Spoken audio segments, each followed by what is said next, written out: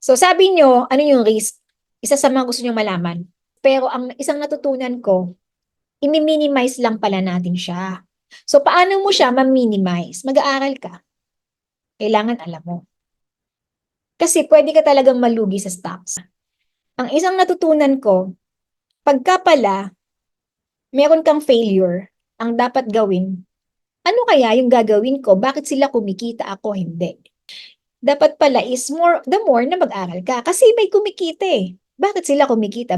Nakukuha niyo po ba yung point ko? Yes or no?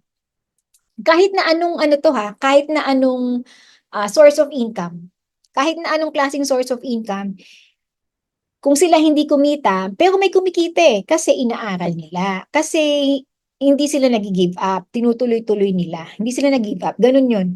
Pero sa stock market, wala po talagang guarantee. So, para ma-manage mo yung risk sa stocks, talagang una, mag-invest ka sa sarili mo, aralin mo eh. At least you know the basic. Kasi 'di ba, pag nagsimula ka na, alam mo yung basic, pag pinasok mo na yan, unti-unti ka nang matututo eh. Ganun yun. Hindi naman totally maging expert ka, hindi po, hindi ganun. Basta aralin mo lang siya unti-unti. Next is, bakit ko kayo tinanong anong edad nyo, anong trabaho mo? Kasi, hahanap ka ng strategy na based sa'yo. Huwag kang mag-trade kung wala kang time. Kung hindi ka risk taker, huwag kang mag-trade. Yung trade ng short term ha, mag-invest ka lang tsaka dividend. Kaya parati kong binibilin, alamin mo yung capability to invest mo. Alamin mo yung risk appetite mo, yung time to monitor the stocks. Yung iba kasi, pag sinabing stock market, feeling nila buong oras nakatutok sa stocks. Hindi po ganun. Di ba? Tingnan nyo, makakapag-invest ka pala based lang sa time mo eh. Makakapag-invest ka pala kahit hindi ka risk taker eh. Makakapag-invest ka pala kahit hindi ka mayaman eh. Naiintindihan nyo na po ba? Type 2 na lang in the chat. Now, number 3 is, kailangan hindi buong pera mo i-invest mo sa stocks.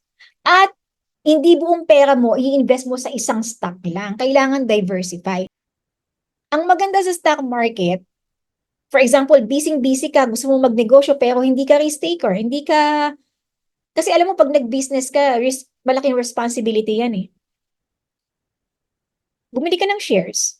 Kasi parang part owner ka kasi. Halimbawa, bumili ka ng 1,000 shares. Oh, ikaw yung owner nun. Yung 1,000 shares na yun, sa'yo yun.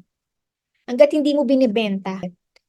Yung pera ng investors, ginagamit yan ng mismong kumpanya na binili mo. So, kung bumili ka ng 1,000 shares, part owner ka or shareholder. Gets po ba?